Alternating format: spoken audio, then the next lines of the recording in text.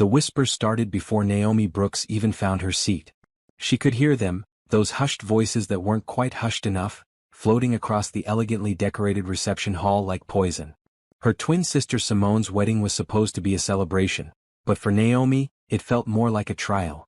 Every step she took in her royal blue bridesmaid dress seemed to draw eyes, and not the admiring kind. "That's her," someone muttered from a nearby table. "The one Travis dumped. I heard he left her for his co-worker. Can you imagine? She must be so embarrassed to show her face here." Naomi's hands trembled as she smoothed down her dress.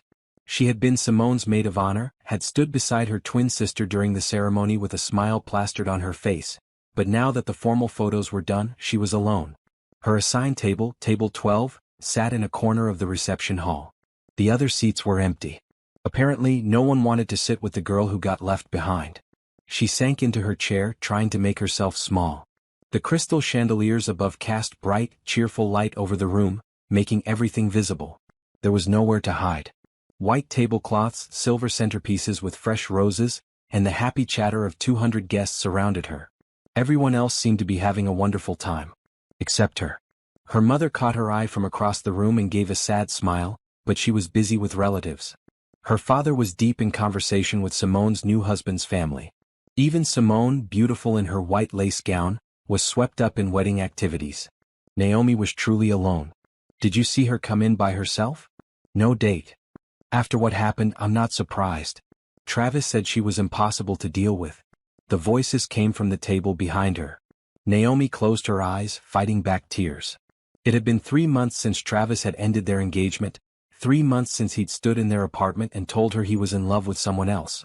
3 months since he'd spread lies at their workplace, saying she was difficult and unprofessional, until she'd been forced to quit her marketing job at Henderson and Associates. 3 months of her life falling apart.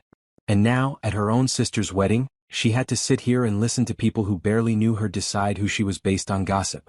"I heard she lost her job too." "Really?" "Well, Travis seems happy with Jennifer now. I saw them together last week." Naomi's chest tightened. She couldn't breathe. The room felt too bright, too loud, too full of judgment. She thought about leaving, just standing up and walking out, but that would cause even more gossip. She was trapped. A waiter came by with champagne. Naomi took a glass with shaking hands, needing something to do, something to hold on to. She took a sip, barely tasting it. "Excuse me, is this seat taken?" The voice came from beside her, deep and warm. Naomi looked up, surprised. A man stood next to the empty chair at her table. He was tall, probably in his early 30s, with dark hair and kind brown eyes. He wore a perfectly tailored charcoal gray suit with a crisp white shirt and a burgundy tie.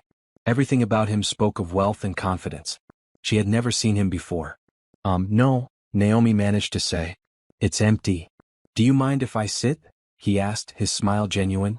"I seem to have been placed at a table full of my business associates, and I could use a break from talking about stock portfolios." Naomi blinked.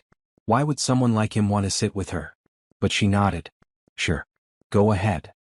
He sat down gracefully, setting his own champagne glass on the table. "Thank you. I'm Cameron. Cameron Rhodes." "Naomi Brooks," she replied quietly. "Simone's sister." "The twin sister," Cameron said, his eyes lighting up with recognition. "I can see the resemblance. You're both beautiful." Naomi felt her cheeks warm. No one had called her beautiful in months. "Thank you." Cameron leaned back in his chair, looking completely at ease. "So, Naomi, are you enjoying the wedding?" She almost laughed at the question, but it came out as more of a sad exhale. "Honestly? Not really." "I understand that," Cameron said, his tone gentle. "Weddings can be complicated." They sat in silence for a moment. Naomi found herself relaxing slightly in his presence. There was something calming about him, something that didn't feel threatening or judgmental. Then she heard it again. The whispers. "Who's that man with her?" "I don't know. He looks important." "Maybe she's not as pathetic as we thought." Naomi's jaw clenched. Even now, even with someone sitting at her table, they were still talking about her. Still reducing her to gossip and speculation. She set down her champagne glass with more force than intended, and it made a sharp clink against the table. Cameron noticed. His expression shifted, becoming more serious. "Are those people bothering you?" he asked quietly, nodding toward the table behind them. Naomi hesitated. She didn't want to burden this stranger with her problems. But something about the way he asked, with such genuine concern, made her honest. "They've been talking about me all evening," she admitted, her voice barely above a whisper. "About my ex-fiancé. About how he left me. About my failed relationship and lost job. I'm apparently the evening's entertainment." She expected him to make an excuse and leave. Who would want to associate with someone being gossiped about so cruelly? But Cameron didn't move. Instead, he leaned forward, his eyes meeting hers with an intensity that made her breath catch. "What if I could make them stop?" he asked. Naomi frowned, confused. "What do you mean?" Cameron glanced around the reception hall, then back at her. "Those people are talking because they think you're vulnerable. They think you're alone and defeated. But what if you weren't? What if you had someone by your side, someone who clearly cared about you? Someone who made it very obvious that you're not sitting here alone because no one wants you, but because you're with someone who does." Understanding dawned slowly. "You mean, pretend?" "Just for tonight," Cameron said. "Just for this wedding. I'll be your date. We'll make it clear that you're here with me and those whispers will stop.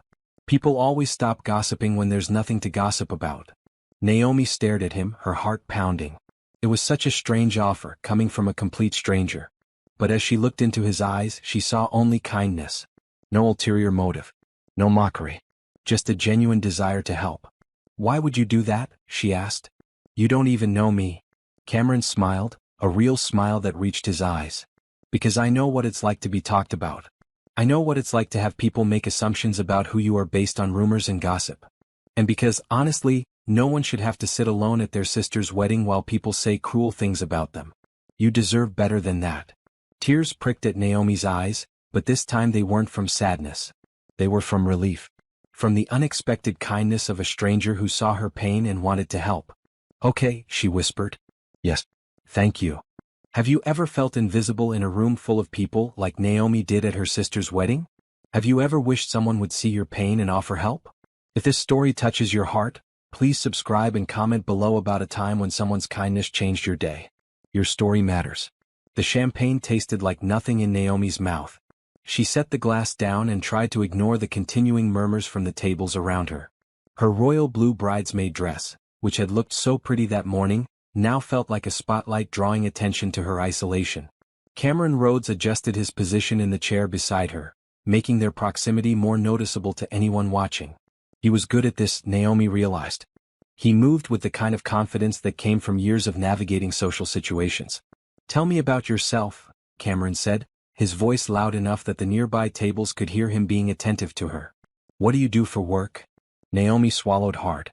This was the other painful topic. "I'm between jobs right now," she admitted. "I worked in marketing for 5 years at Henderson and Associates, but I left a few months ago." "Their loss," Cameron said smoothly.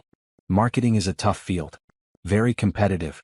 I'm sure you'll find something better suited to your talents soon." She appreciated that he didn't push for details, didn't ask the uncomfortable questions about why she'd left. He simply accepted her answer and moved forward. "What about you?" Naomi asked, realizing she should probably know something about the man pretending to be her date. "What do you do?" "I run a tech company," Cameron explained.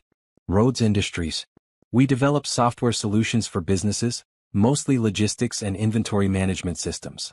It's not as exciting as it sounds. Lots of meetings and coding debates." Naomi raised her eyebrows.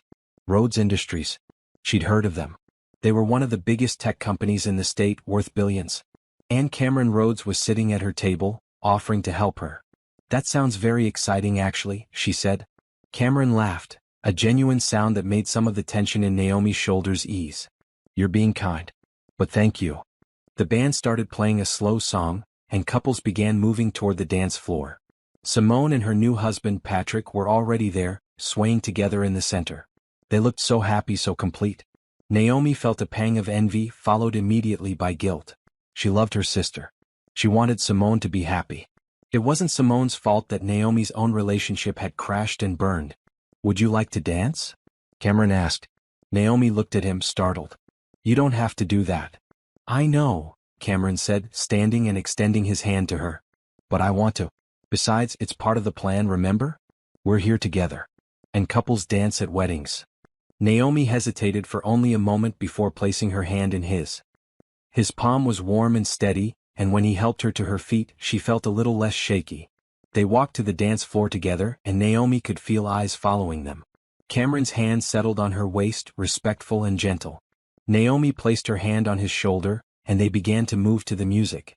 He was a good dancer, leading her with easy confidence. "You're doing great," Cameron murmured, close enough that only she could hear. "I feel like everyone is staring at us," Naomi whispered back. "They are," Cameron confirmed. "But not for the reasons you think. They're staring because they're surprised. Because you look beautiful, and I look interested, and that doesn't fit the sad story they were telling themselves about you." Naomi looked up at him. His expression was serious now, focused on her face. "Why are you really doing this?" she asked. "There must be something you want." Cameron's lips quirked into a small smile. "What if I told you I just wanted to help? People don't help for no reason." "Some people do," Cameron said. "My mother taught me that kindness doesn't need a reason. She used to say that when you have the ability to make someone's day better, you should take it. No questions asked. No payment expected. Just kindness." Naomi felt something loosen in her chest. "Your mother sounds wise." "She was," Cameron agreed, a shadow of sadness crossing his face. "She passed away 2 years ago." "I'm sorry." "Thank you," Cameron said. "But she would have liked you. She would have appreciated how brave you are, showing up here today even though you knew it would be difficult." "I didn't feel brave," Naomi admitted. "I felt terrified." "Bravery isn't not feeling afraid," Cameron told her. "It's feeling afraid and doing it anyway." They danced in silence for a few moments, moving in gentle circles. Naomi found herself relaxing against him, letting the music and his steady presence calm her nerves. Around them, other couples swayed. The bright lights from the chandeliers cast everything in clear, beautiful focus. When the song ended, Cameron didn't immediately let go. He looked down at her, his brown eyes warm. "How are you holding up?" "Better," Naomi said honestly. "Much better. Thank you." They returned to their table, and Naomi noticed that the whispers had changed. Now people were leaning toward each other with curious expressions, asking questions about Cameron rather than making cruel comments about her. "Who is he? He must be someone important. Look at that suit. I wonder how long they've been together." Naomi caught the eye of one of the gossiping women and was surprised to see the woman quickly look away, almost embarrassed. It was a small victory, but it felt significant. A server came by with dinner plates. Chicken with roasted vegetables and garlic mashed potatoes. Naomi realized she hadn't eaten since breakfast, too nervous about the wedding to keep anything down. Now, sitting with Cameron, she found her appetite returning. "This looks good," Cameron said, picking up his fork. They ate and talked about easy things. Cameron asked about her childhood with Simone, about growing up as twins. Naomi found herself telling stories she hadn't thought about in years, laughing at the memory of switching places in elementary school to confuse their teachers. "Did it work?" Cameron asked, grinning. "For about a week," Naomi said.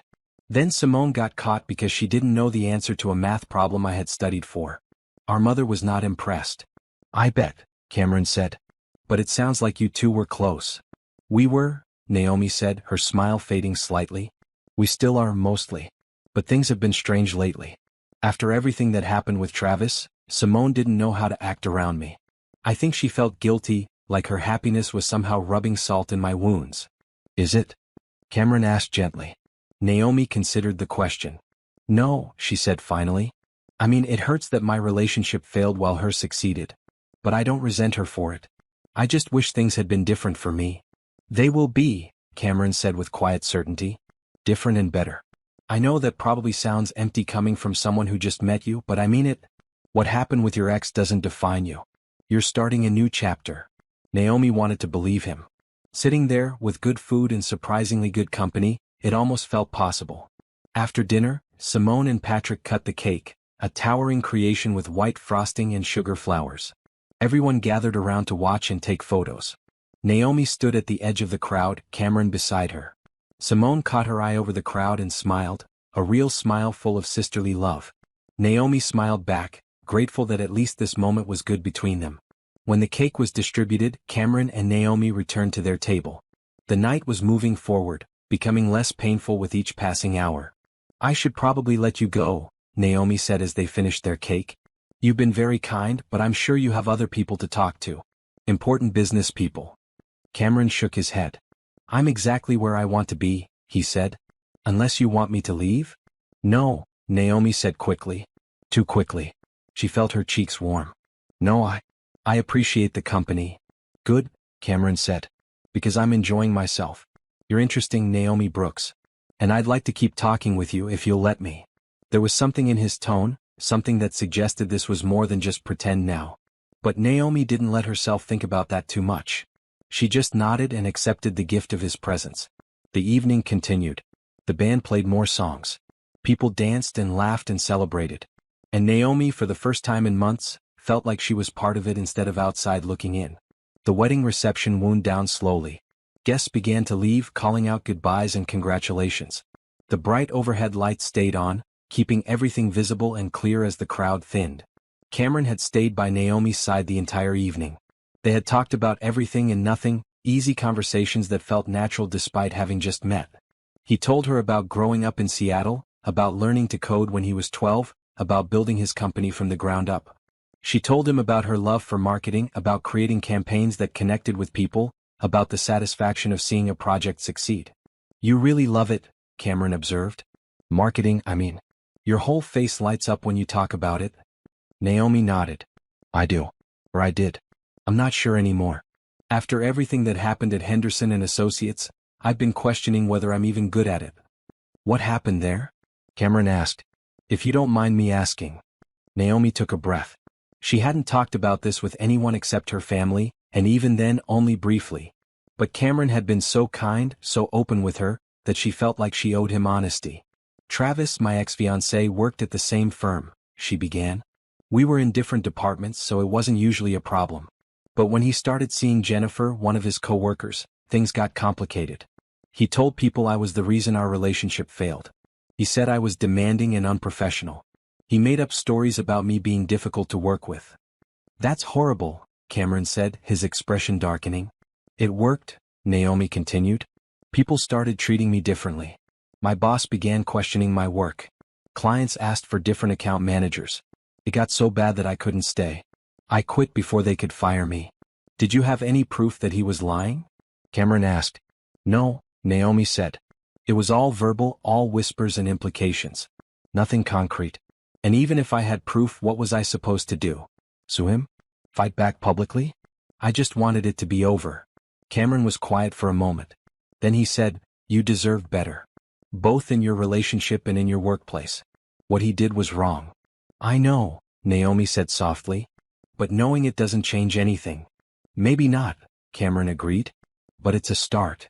Simone approached their table, her wedding dress flowing behind her. She looked tired but radiantly happy. Naomi, she said, smiling. I'm so glad you're still here. Patrick and I are about to leave for the hotel. Naomi stood and hugged her sister. Congratulations again. It was a beautiful wedding. Simone held her tight. Thank you for being here. I know it wasn't easy. It was worth it, Naomi said honestly. Simone pulled back and glanced at Cameron, curiosity in her eyes. And who is this? This is Cameron Rhodes, Naomi introduced. Cameron, my twin sister, Simone. Cameron stood and shook Simone's hand. Congratulations on your marriage. It was a lovely ceremony. Thank you, Simone said, clearly trying to figure out who he was and why he'd been sitting with Naomi all evening. It's nice to meet you. Are you a friend of Patrick's? Business associate, Cameron explained smoothly. But I'm hoping to become a friend of Naomi's. Simone's eyebrows rose and she looked at Naomi with questions in her eyes. Naomi gave a tiny shake of her head, a silent message that she'd explain later. Simone seemed to understand because she just smiled and said, well, any friend of Naomi's is welcome. I hope you enjoyed the wedding. Very much, Cameron assured her.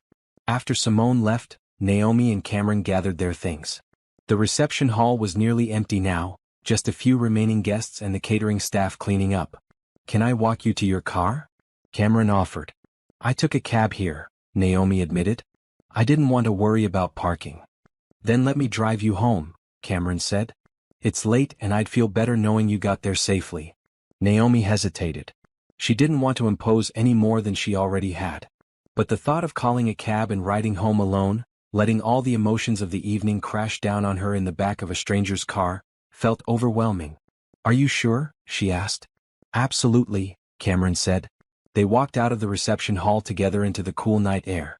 The venue was a historic building downtown, all brick and tall windows. Cameron's car was parked in a nearby lot, a sleek black sedan that probably cost more than Naomi had made in a year at her old job. He opened the passenger door for her, a gesture that felt old-fashioned and oddly comforting. Naomi slid into the leather seat, and Cameron closed the door gently before walking around to the driver's side. The car was immaculate inside, with soft lighting and the faint scent of something clean and expensive. Cameron started the engine and it purred to life smoothly. "Where do you live?" he asked. Naomi gave him her address, an apartment complex on the east side of town. It wasn't fancy, but it was affordable, especially now that she didn't have a steady income. They drove in comfortable silence for a few minutes. The city streets were quiet at this hour, just a few other cars and the occasional pedestrian. The bright street lights kept everything visible and clear. "Thank you," Naomi said finally. "For tonight. For everything. You didn't have to do any of that, but you did, and it meant a lot." "You're welcome," Cameron said. "I'm glad I could help." "Can I ask you something?" Naomi said. "Of course." "Why were you at the wedding alone?" Naomi asked. "I mean, you seem like someone who would have a date." Cameron smiled slightly. "I was invited because Patrick's family does business with my company. It was more of a professional courtesy than a personal invitation. I almost didn't come, but I had a feeling I should. Now I'm glad I did." Naomi felt warmth spread through her chest. "Me too." They reached her apartment complex and Cameron pulled into the parking lot. He put the car in park but didn't immediately move to end the conversation. "Naomi," he said, turning to look at her. "I'd like to see you again. Not as pretend dates but as real friends. Maybe more than friends if you're open to it." Naomi's breath caught. "Cameron, I'm not sure I'm ready for more. I'm still dealing with everything that happened with Travis." "I understand," Cameron said quickly. "I'm not asking for anything serious right now. Just coffee sometime. A chance to get to know each other better without the pressure of a wedding reception." Naomi thought about it. Every instinct told her to say no, to protect herself from potential hurt. But Cameron had been nothing but kind. He had helped her without asking for anything in return. And she liked him. She genuinely enjoyed his company. "Okay," she said. "Coffee sounds nice." Cameron's face lit up. "Really?" "Really," Naomi confirmed. "Give me your phone. I'll put my number in." Cameron handed over his phone, and Naomi typed in her contact information. She handed it back and their fingers brushed. It was a small touch, but it sent a flutter through her stomach. "I'll text you tomorrow," Cameron promised. "We can figure out a time that works." "Sounds good," Naomi said. She got out of the car, and Cameron waited until she was safely inside the building before driving away. Naomi climbed the stairs to her third-floor apartment, her mind spinning with everything that had happened. Inside her small one-bedroom apartment, she kicked off her heels and collapsed onto her couch. The royal blue bridesmaid dress pooled around her. She should get up and change, but she couldn't quite make herself move yet. Her phone buzzed. A text from an unknown number. "It's Cameron. Just making sure you got in okay. Sleep well, Naomi." She saved his contact and replied. "I did. Thank you again for tonight. You turned what could have been the worst evening into something bearable. Maybe even good." His response came quickly. "The pleasure was mine. Looking forward to that coffee." Naomi smiled, a real smile that felt foreign after months of forced expressions. Maybe Cameron was right. Maybe this was the start of a new chapter. A different and better one. She got ready for bed, washing off her makeup and changing into comfortable pajamas. But as she lay in bed, she couldn't stop thinking about the evening. About Cameron's kindness. About the way he had looked at her, really looked at her like she mattered. It felt too good to be true. But for the first time in a long time, Naomi let herself hope. 3 days later, Naomi sat in a coffee shop downtown waiting for Cameron. She had changed her outfit 4 times that morning, finally settling on a simple red blouse and jeans. Nothing too fancy but nice enough that she felt put together. The coffee shop was bright and busy, with large windows letting in plenty of natural light. The scent of fresh coffee and baked goods filled the air. Naomi had arrived early, nervous energy making her unable to sit still at home. Cameron walked in right on time, spotting her immediately. He wore dark jeans and a blue button-down shirt, more casual than the suit he'd worn at the wedding but still polished. He smiled when he saw her, and Naomi felt that same flutter in her stomach. "Hi," he said, sliding into the seat across from her. "Have you been waiting long?" "Just a few minutes," Naomi said. "I got here early." "Nervous?" Cameron asked, his tone teasing but kind. "A little," Naomi admitted. Is that obvious? Only because I am too, Cameron said. I don't usually do this. Do what? Ask women I barely know out for coffee, Cameron explained. I'm usually too busy with work. But I couldn't stop thinking about you after the wedding. Naomi felt her cheeks warm. I couldn't stop thinking about you either. They ordered coffee and pastries, falling into easy conversation. Cameron asked about her week, and Naomi told him about job hunting, sending out resumes and dealing with the frustration of automated rejection emails. It's harder than I expected, she confessed. I thought with my experience I'd have more options. But Travis's lies seem to have spread further than I realized. People in the industry talk. Cameron frowned. That's not fair to you. No, Naomi agreed. But it's reality. Cameron was quiet for a moment, stirring his coffee thoughtfully. Then he said, What if I could help with that? Naomi looked up sharply. What do you mean?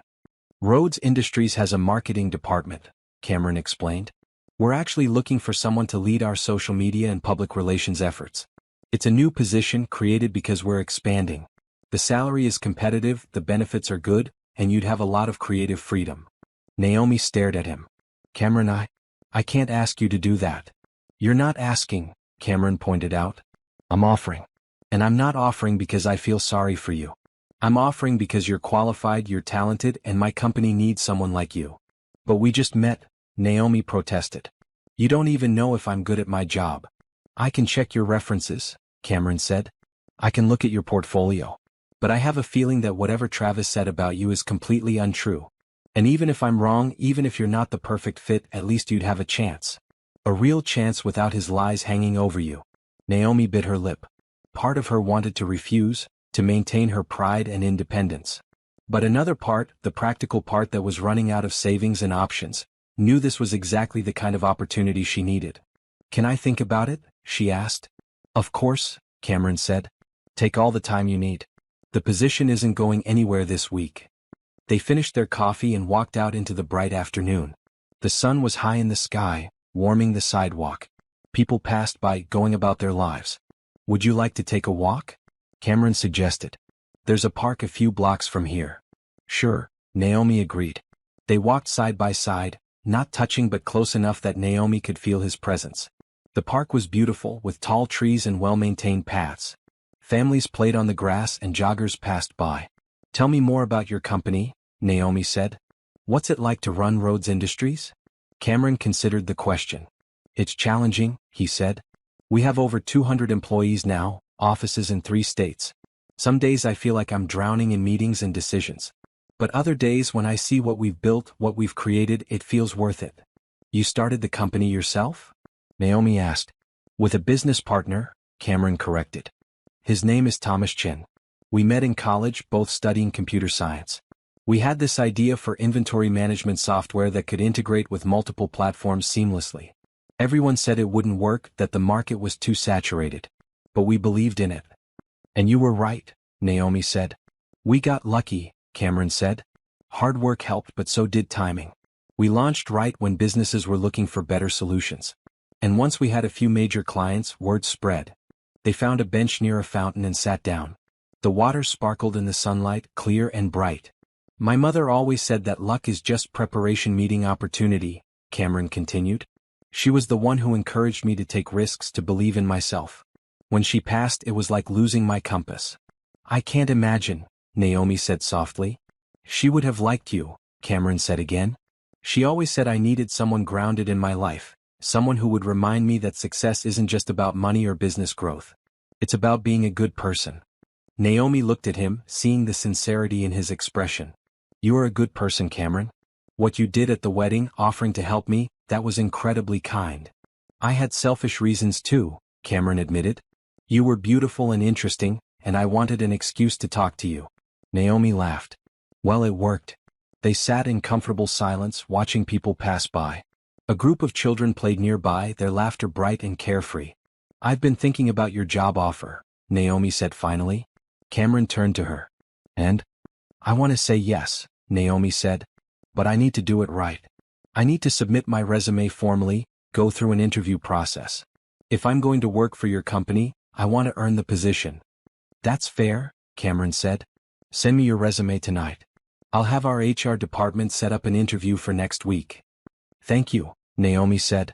Really? This means everything. Cameron reached over and took her hand, his touch warm and reassuring. You're going to do great things, Naomi. I can feel it. They stayed in the park for another hour, talking about their dreams and fears, their pasts and possible futures. When they finally left, walking back toward the coffee shop where they'd started, Naomi felt lighter than she had in months. Can I see you again before the interview? Cameron asked as they reached his car. I'd like that, Naomi said. Dinner tomorrow? Cameron suggested. There's this great Italian place downtown. Nothing too fancy, just good food and good company. That sounds perfect, Naomi agreed. Cameron drove her home again, and this time when they said goodbye, he gave her a quick hug. It was brief but meaningful, a promise of more to come. That evening, Naomi sat at her laptop and updated her resume. She carefully curated her portfolio, selecting her best work from Henderson and Associates. Campaign materials, social media strategies, successful product launches.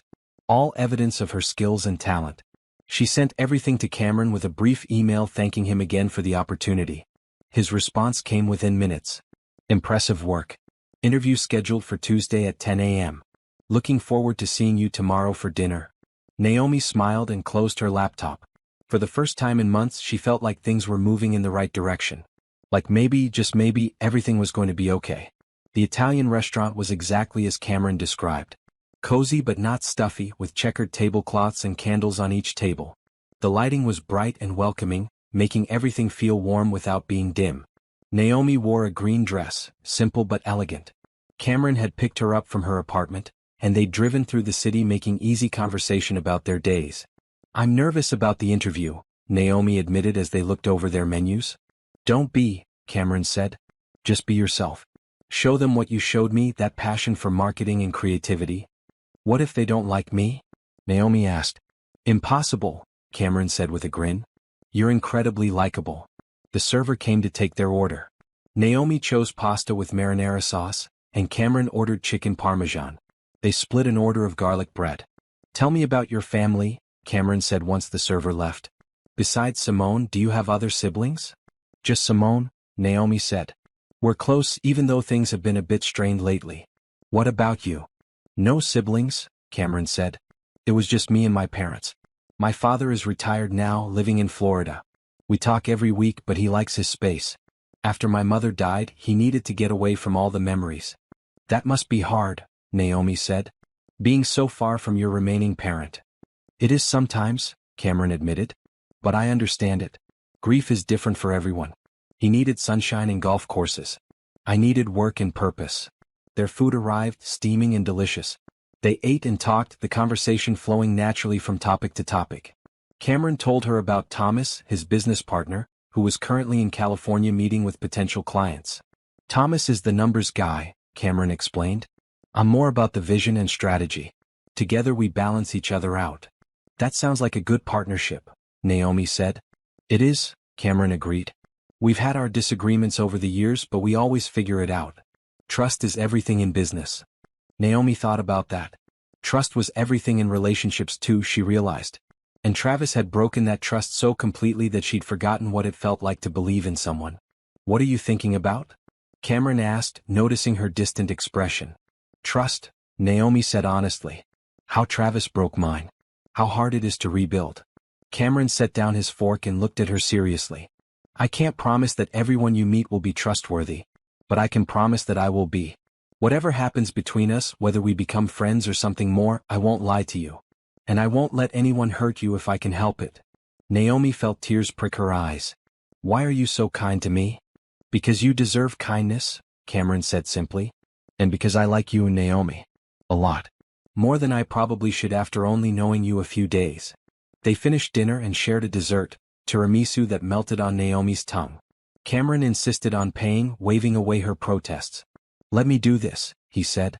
Please. Naomi nodded, accepting his generosity with gratitude instead of pride. They walked out into the evening air. It was cooler now and Naomi shivered slightly. Cameron immediately shrugged off his jacket and draped it over her shoulders. Thank you, she said, wrapping the jacket around herself. It smelled like him, clean and masculine. My pleasure, Cameron said. They walked to his car, but instead of getting in immediately, Cameron turned to her. Naomi, I want to be clear about something. The job offer is real, and it's not dependent on anything between us personally. If you decide you don't want to see me romantically, the position is still yours if you want it. I don't want you to feel pressured or like you owe me anything. Naomi looked up at him, seeing the sincerity in his eyes. Thank you for saying that. But for the record, I do want to see you. Not because of the job, but because I enjoy spending time with you. Cameron smiled, a genuine expression that made Naomi's heart skip. Good. Because I really enjoy spending time with you too. He drove her home, and when they reached her apartment, he walked her to her door like a gentleman. Good luck on Tuesday, Cameron said. Not that you need it. Thank you, Naomi said. For everything. For dinner, for the opportunity, for being patient with me. Always, Cameron promised. He leaned in slowly, giving her time to pull away if she wanted to. But Naomi didn't pull away. She let him press a gentle kiss to her cheek, soft and sweet. Good night, Naomi, Cameron said. Good night, Cameron, she replied. She watched him walk back to his car and drive away before going inside. Her apartment felt emptier than usual, but in a way that made her want to fill it with life and possibility. Tuesday morning arrived quickly. Naomi dressed in a professional burgundy suit, making sure her hair and makeup were perfect. She reviewed her portfolio one more time, then drove to Rhodes Industries. The building was modern and impressive, all glass and steel with bright, clean lines. Inside, the reception area was decorated with minimalist furniture and large windows that let in natural light. I'm Naomi Brooks, she told the receptionist. I have a 10 o'clock interview. Of course, the receptionist said with a warm smile. Someone will be with you shortly. Please have a seat. Naomi sat in one of the chairs, her heart pounding. She could do this. She was qualified. She was talented. She deserved this chance. A woman in her 40s appeared, extending her hand. Naomi? I'm Rachel Thompson, head of HR. It's nice to meet you. Nice to meet you too, Naomi said, shaking her hand. Rachel led her to a conference room where two other people waited. They introduced themselves as members of the marketing team. For the next hour, they asked Naomi questions about her experience, her strategies, her vision for social media growth. Naomi answered confidently, showing examples from her portfolio and explaining her thought process behind successful campaigns. She talked about audience engagement, brand consistency, and creative problem-solving. The interviewers seemed impressed. They asked thoughtful follow-up questions, and Naomi could tell they were genuinely interested in her ideas. We'll be in touch by the end of the week, Rachel said as they wrapped up. Thank you for coming in, Naomi. Your work is very impressive. Thank you for the opportunity, Naomi said. She left the building feeling hopeful. She had done well. No matter what happened, she had proven to herself that she still had value, still had skills worth offering. Her phone rang as she reached her car. Cameron. How did it go? He asked. I think it went well, Naomi said. They seem to like my ideas. I told you, Cameron said, and she could hear the smile in his voice. You're going to be great. We'll see, Naomi said. But thank you for believing in me. Always, Cameron said.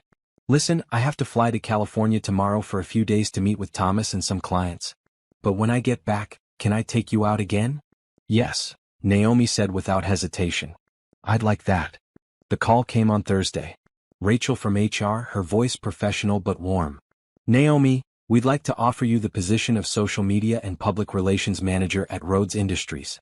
The team was very impressed with your interview and portfolio. Naomi felt tears spring to her eyes. Thank you. Thank you so much. I accept. They discussed details. Salary that was more than she'd made at Henderson and Associates, health benefits, vacation days, a start date of the following Monday. It was everything Naomi had hoped for and more.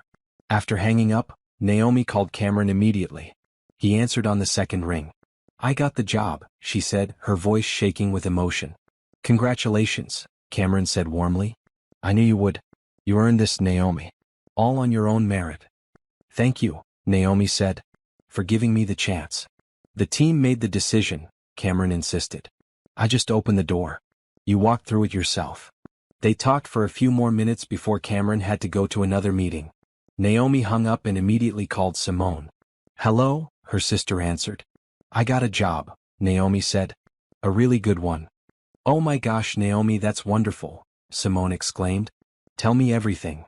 Naomi explained about Rhodes Industries, about the interview, about the position. She left out the part about Cameron specifically helping her, not wanting to complicate the conversation.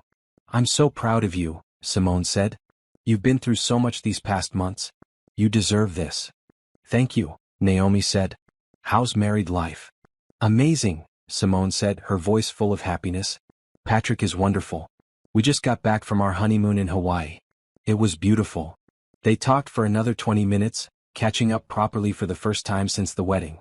It felt good to reconnect with her sister, to hear the support in Simone's voice. That weekend, Naomi went shopping for work clothes. She couldn't afford much, but she found a few nice pieces that would help her look professional. Standing in front of the fitting room mirror in a maroon blazer and black slacks, she barely recognized herself. She looked confident, capable, like someone who had her life together. It was a nice illusion, even if it didn't quite match how she felt inside yet. Monday morning arrived. Naomi woke up early, too excited to sleep. She dressed carefully in one of her new outfits, a blue blouse and navy pants. She styled her hair and applied makeup, wanting to make a good first impression. The Rhodes Industries building looked even more impressive in the morning light. Naomi parked in the employee lot and walked inside, checking in with the receptionist. Rachel met her in the lobby and gave her a tour of the office. The marketing department was on the 4th floor, an open space with individual desks and several conference rooms.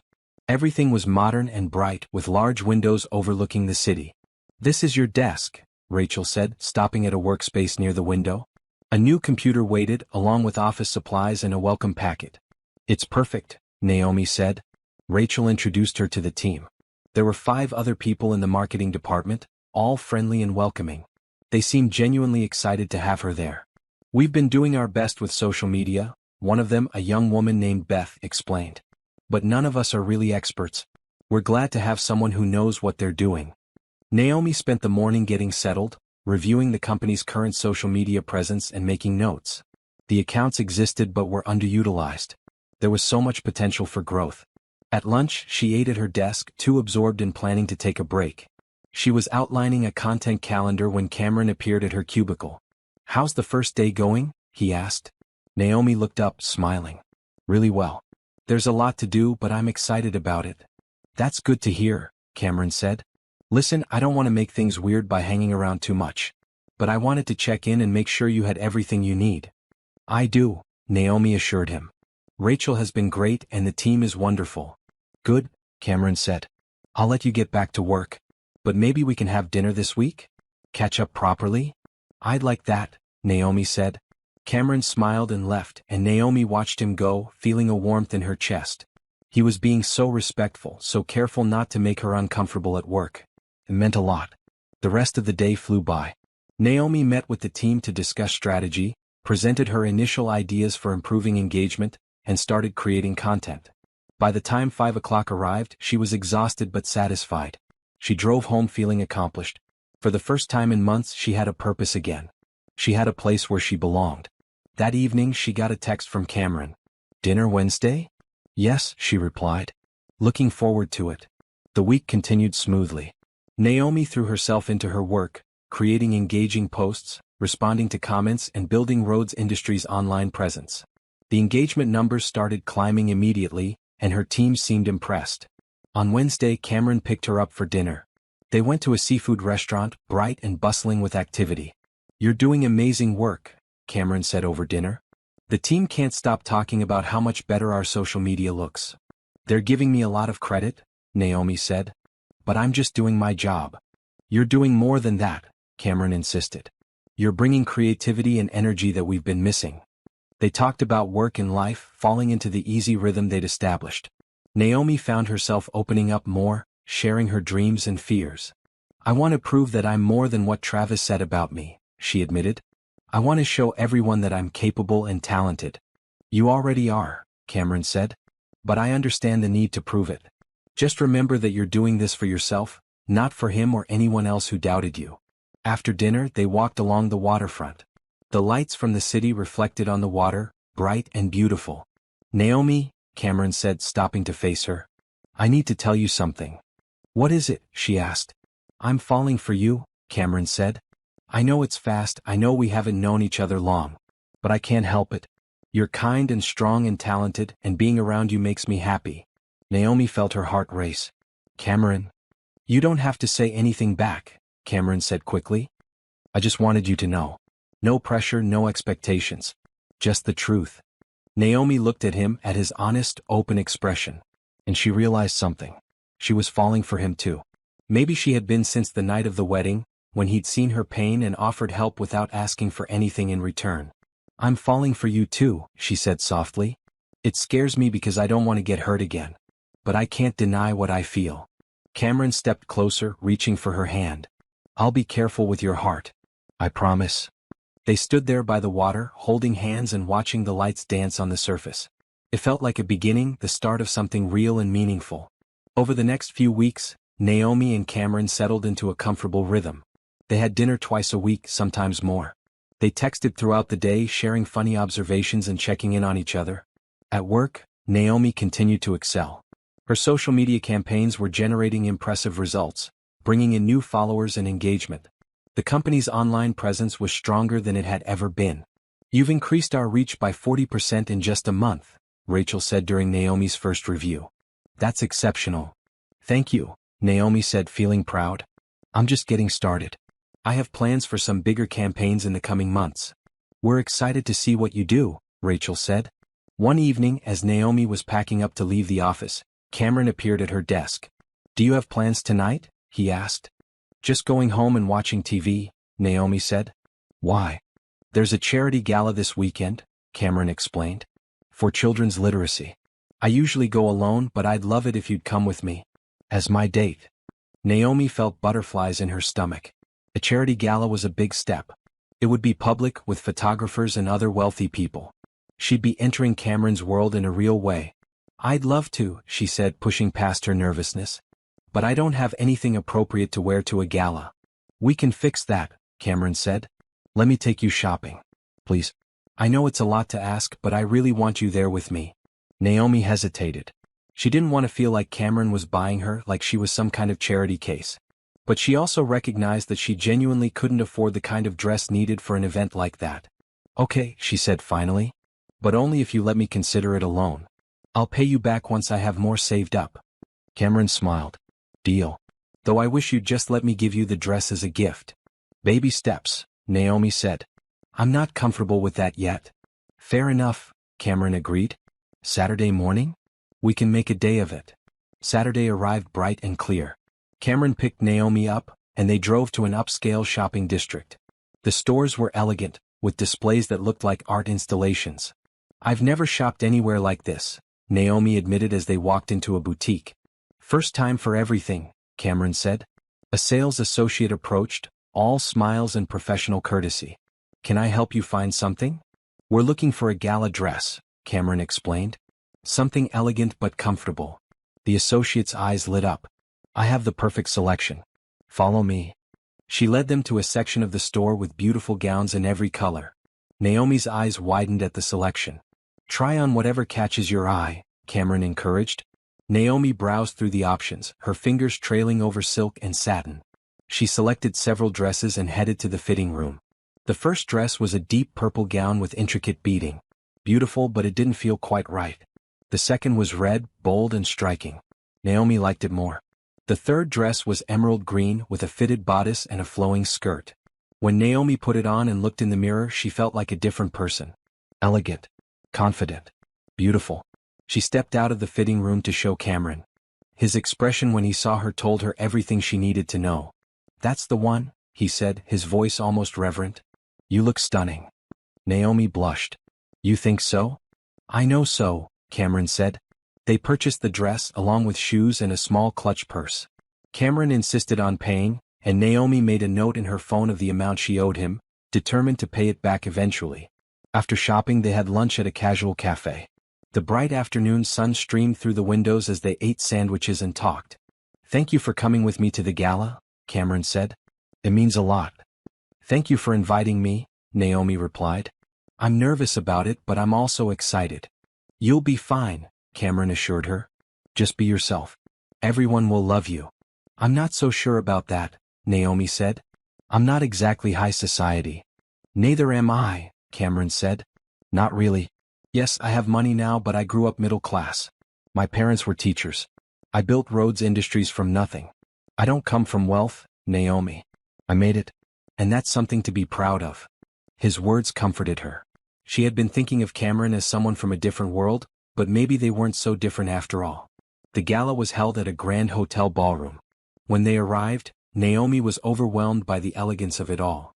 Crystal chandeliers hung from the ceiling, casting bright light over the room. Round tables with white linens and elaborate centerpieces filled the space. People in tuxedos and evening gowns mingled, holding glasses of champagne. Cameron took her hand as they walked in. "You okay?" he asked quietly. "Yes," Naomi said, squeezing his hand. "I'm okay." He introduced her to various people throughout the evening. Business associates, friends, other philanthropists.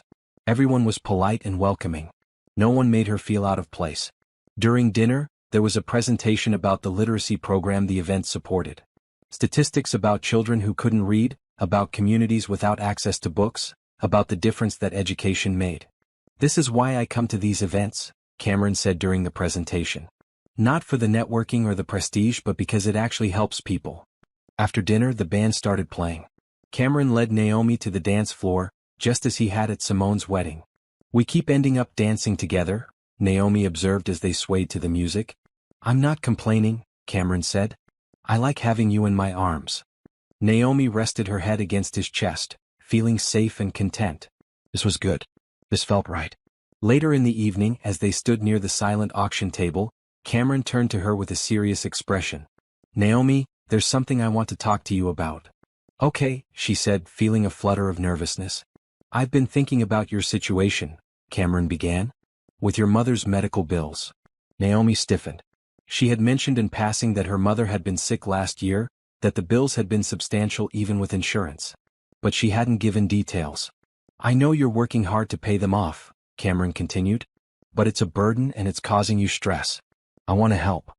"Cameron, no," Naomi started, but he held up a hand. "Please let me finish," he said. "I want to pay off those bills for you.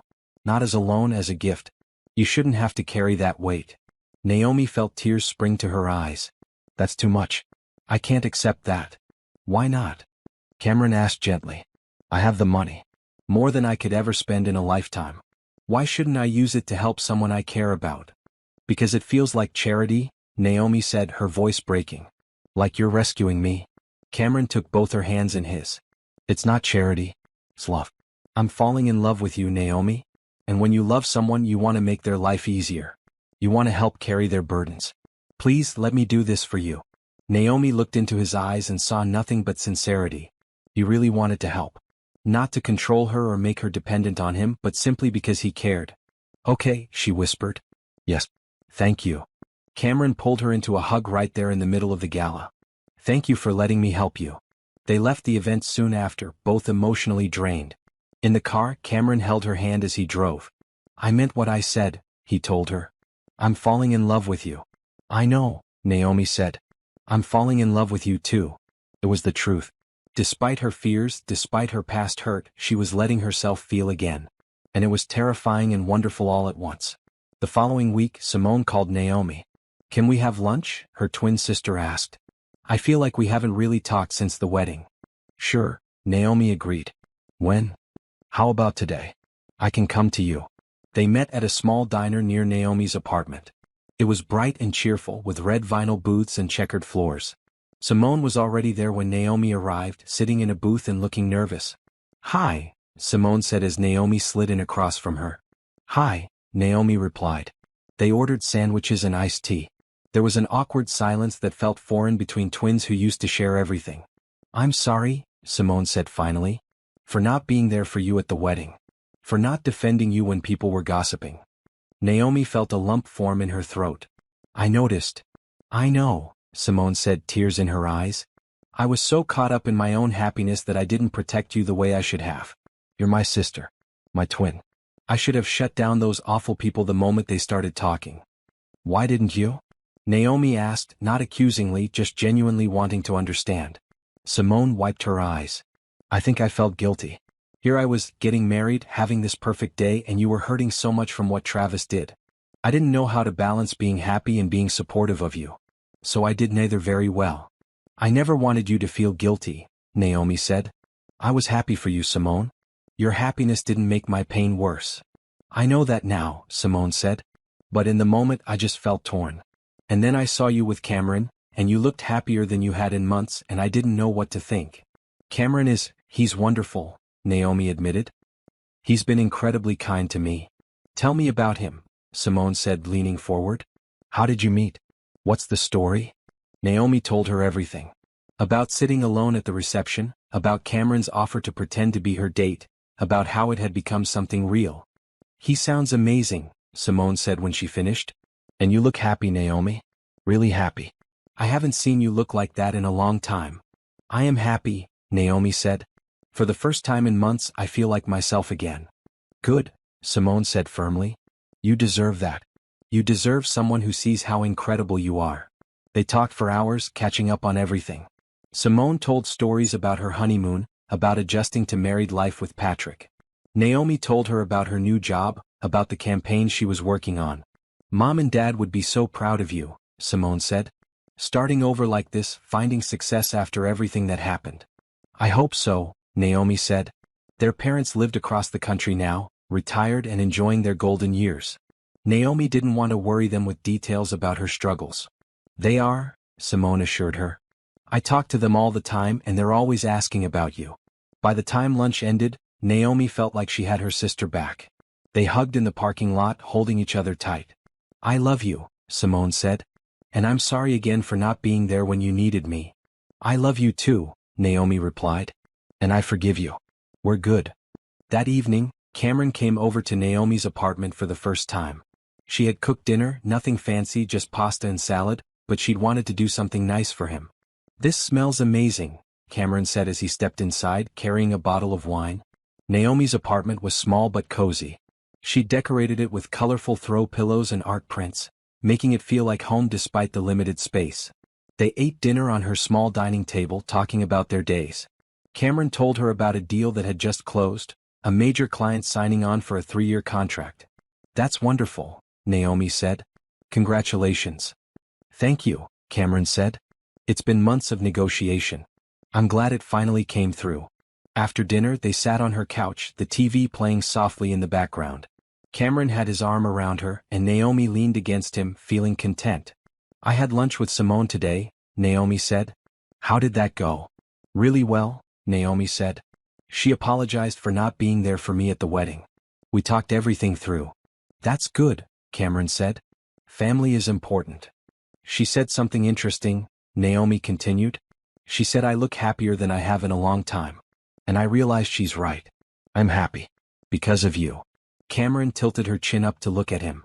You make me happy too, Naomi. Happier than I've been in years. He kissed her then, soft and gentle. It was their first real kiss and it felt like a promise of more to come. 2 months into their relationship, Cameron invited Naomi to another event. This time it was a business gala, one of the biggest of the year. It's more formal than the charity event, Cameron explained. Lots of press, lots of important people. I want you there as my official date, someone I'm proud to have by my side. Naomi agreed, though she felt nervous. This would be the first time they'd be photographed together, the first time their relationship would be truly public. She bought a new dress for the occasion, using money from her paycheck. It was red this time, elegant and sophisticated. She felt confident when she looked in the mirror. The night of the gala, Cameron picked her up looking devastatingly handsome in his tuxedo. His eyes lit up when he saw her.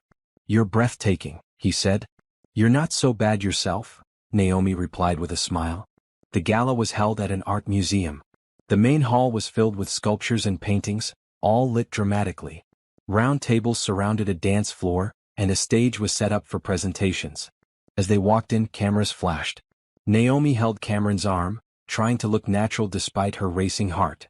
Just smile, Cameron whispered. You're beautiful. You belong here. They found their table, where Thomas Chin and his wife were already seated. Thomas stood to greet them. Cameron, good to see you, Thomas said, shaking his hand. Then he turned to Naomi. And you must be Naomi. I've heard so much about you. All good things, I hope, Naomi said with a smile. Very good things, Thomas assured her. Cameron hasn't stopped talking about you since the day you met. Thomas's wife, Angela, was warm and welcoming. She and Naomi chatted easily about work and life. Angela was a teacher, passionate about education and her students. Throughout the evening, Cameron introduced Naomi to various people. Business leaders, politicians, other tech company CEOs. Everyone was curious about her, asking questions about her work at Rhodes Industries. Our social media presence has improved dramatically since Naomi joined the team, Cameron said proudly whenever someone asked. She's incredibly talented. During dinner there were speeches about innovation and business growth. Naomi listened attentively, impressed by the caliber of speakers. "You're doing great," Cameron murmured in her ear during a break. "Thank you," Naomi said. "Everyone has been very nice." After dinner the band started playing. Cameron led her to the dance floor just as he always did. "I'm starting to think you just invite me to these things so you have a dance partner," Naomi teased. "You caught me," Cameron said with a grin. "Though I'd dance with you anywhere, gala or not." They swayed to the music, comfortable in each other's arms. Naomi caught sight of them in one of the museum's mirrored walls. They looked good together, she thought. Like they fit. Later in the evening, a photographer approached their table. "Mr. Rhodes, could we get a photo of you and your date for the business section?" Cameron looked at Naomi. "Is that okay?" "Yes," Naomi said. She wasn't hiding anymore. She wasn't ashamed. She was happy and she didn't care who knew it. They posed together, Cameron's arm around her waist. Naomi smiled genuinely, feeling beautiful and confident. As the evening wound down, Cameron and Naomi stepped outside for some air. The night was cool and Naomi shivered slightly. Cameron immediately took off his jacket and draped it over her shoulders. "You always do that," Naomi observed. "Do what?" "Take care of me," Naomi said. "Notice when I need something and provide it without me asking." "That's what you do when you love someone," Cameron said simply. Naomi's heart skipped. He'd said he was falling in love before, but this was different. This was present tense. Real and current. "I love you too," Naomi said. "I know I've been scared, I know I've held back. But I don't want to anymore. I love you, Cameron." Cameron pulled her close and kissed her deeply. It was a kiss full of promise and possibility, of a future they could build together. "Move in with me," Cameron said when they pulled apart. Naomi blinked, surprised. "What?" "I have a house. It's too big for just me. Move in with me. Let's build a life together." This is it, the moment when fear tries to win. But what if love could win instead? What if taking a chance on happiness was the bravest thing Naomi could do? If you believe in second chances and new beginnings, subscribe and let me know in the comments about a time you took a leap of faith in your own life. Naomi didn't answer immediately. She looked at Cameron, at his hopeful expression, and felt pulled in two directions. Part of her wanted to say yes immediately. To dive into this relationship fully and see where it led. But another part, the part still healing from Travis's betrayal, was scared. "Can I think about it?" she asked. Cameron's face fell slightly, but he nodded. "Of course. Take all the time you need. I didn't mean to pressure you." "You're not," Naomi assured him. It's a big step. I want to be sure I'm ready." "I understand," Cameron said, though she could see the disappointment in his eyes. They drove home in slightly uncomfortable silence. When Cameron dropped her off at her apartment, he kissed her goodnight but didn't linger. "I'll call you tomorrow," he said. Inside her apartment, Naomi felt torn. She loved Cameron. She knew that. But moving in together felt so permanent, so serious. What if she wasn't ready? What if she messed it up? She called Simone. "He asked you to move in?" Simone said, excitement in her voice. "That's amazing." "Is it?" Naomi asked. "Or is it too fast?" "Do you love him?" Simone asked. "Yes." "Does he treat you well?" "Always." "Do you see a future with him?" Naomi hesitated, then realized the answer was yes. "I do." "Then what are you afraid of?" Simone asked gently. "Getting hurt again," Naomi admitted. "Trusting someone completely and having them break that trust." "Cameron isn't Travis," Simone said firmly. "From everything you've told me, he's nothing like Travis. He's kind and supportive and genuinely cares about you. Don't let fear of what might happen ruin what you have right now." Naomi knew her sister was right. She spent the night thinking, weighing her options, examining her feelings. By morning, she had made her decision. She texted Cameron. "Can we talk today?" His response was immediate. "Of course. My place or yours?" "Yours," Naomi replied. "I want to see where I might be living." Cameron sent her his address and Naomi drove over that afternoon. His house was in a nice neighborhood, a modern two-story with large windows and a well-maintained yard. Cameron answered the door with a nervous smile. Hi. Hi, Naomi said. He led her inside. The house was beautiful, decorated in neutral tones with comfortable furniture. Everything was clean and organized, lived in but not cluttered. It's a lot of space for one person, Cameron said as he gave her a tour. 4 bedrooms, 3 bathrooms. I bought it thinking I'd fill it eventually, but I've been here 2 years and it still feels empty. They ended up in the living room sitting on his large couch. Natural light streamed through the windows, making everything bright and inviting. I have my answer, Naomi said. Cameron tensed. Okay. Yes, Naomi said simply. Yes, I'll move in with you. Cameron's face transformed with joy. Really? Really? Naomi confirmed. You're right. This house is too big for one person. And I love you. I want to build a life with you. Cameron pulled her into a tight hug. Thank you. Thank you for trusting me. Thank you for being patient, Naomi said.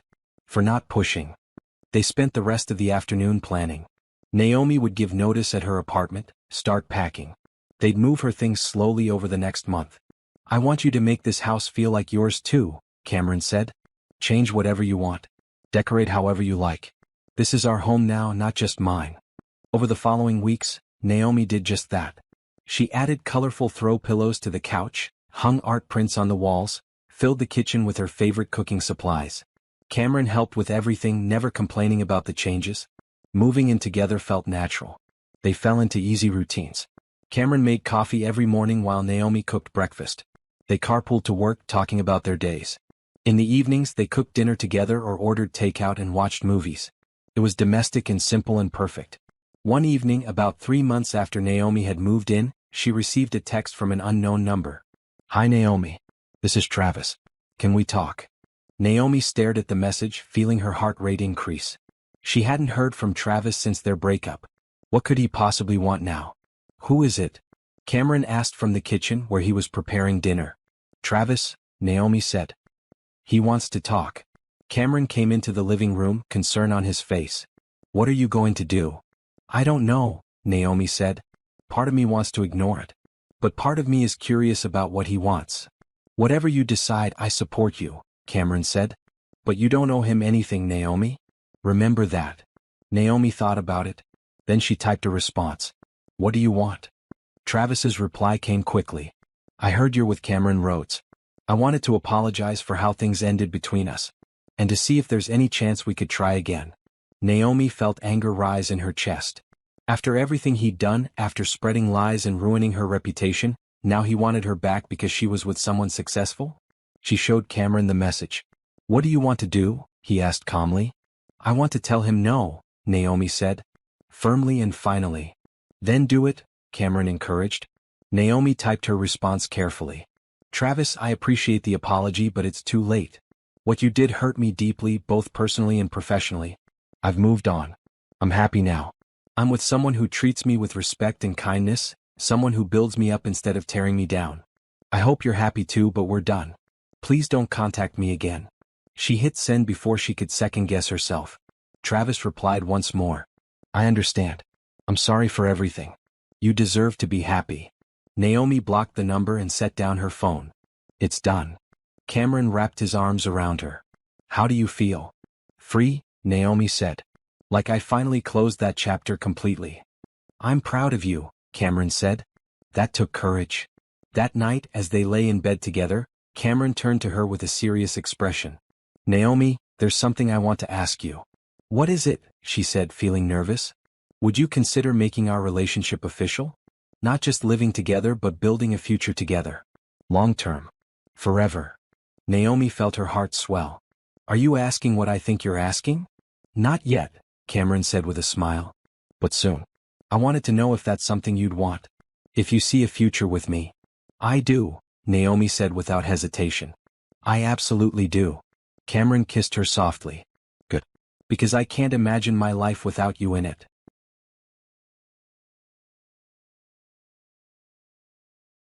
Six months passed in a blur of happiness.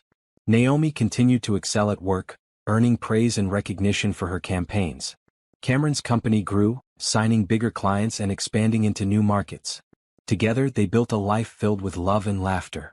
One Saturday morning, Cameron suggested they visit his father in Florida. He's been wanting to meet you, Cameron said.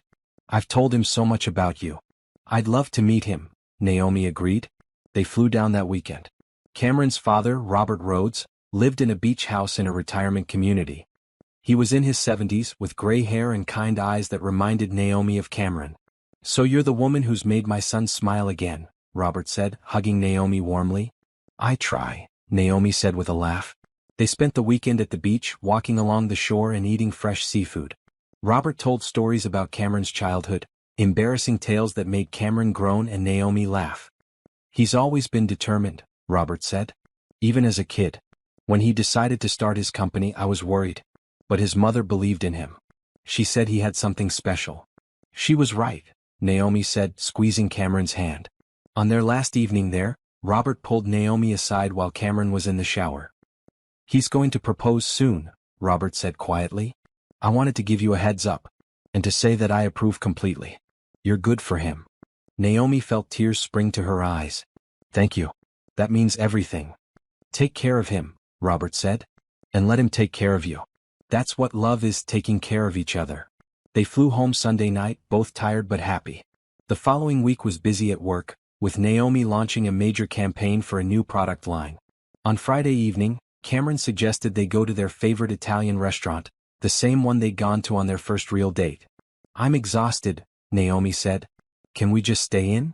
Please, Cameron said. I have reservations. It's important. Something in his tone made Naomi agree. She changed into a maroon dress and let Cameron drive them downtown. The restaurant was more crowded than usual.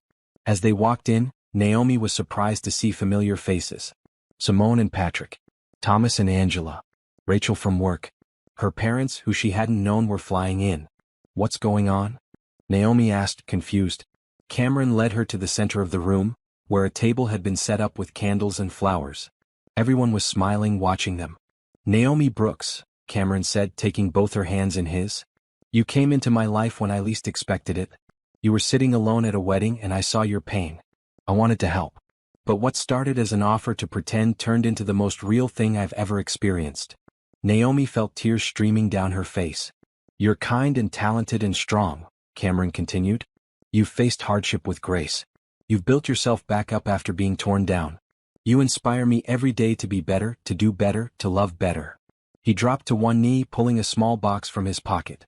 Inside was a beautiful diamond ring, simple and elegant. Will you marry me? Cameron asked.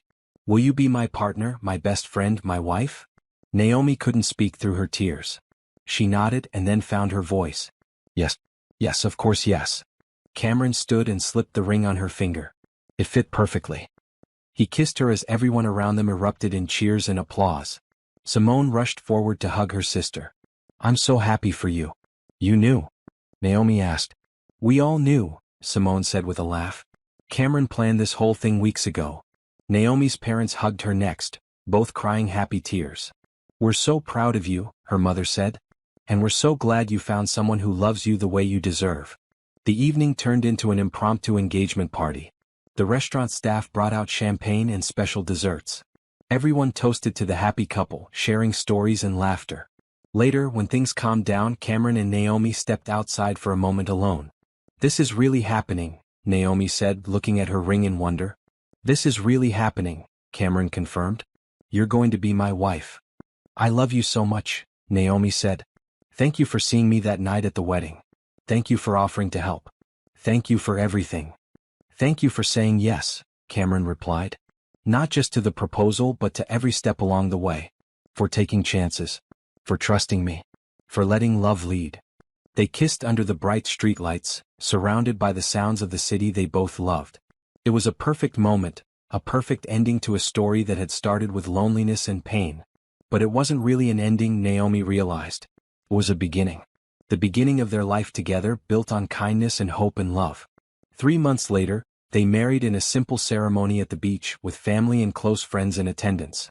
Naomi wore a white dress with blue accents, something borrowed from Simone. Cameron wore a gray suit and couldn't stop smiling. As they exchanged vows, promising to love and honor each other, Naomi thought about how far she'd come. From sitting alone at a wedding, broken and gossiped about, to standing here as a bride, loved and celebrated. Life had a funny way of working out, she thought. When you opened yourself to kindness, when you let hope in, when you allowed love to lead, beautiful things could happen. And as Cameron kissed her, sealing their vows, Naomi knew that this was just the beginning of their beautiful story together.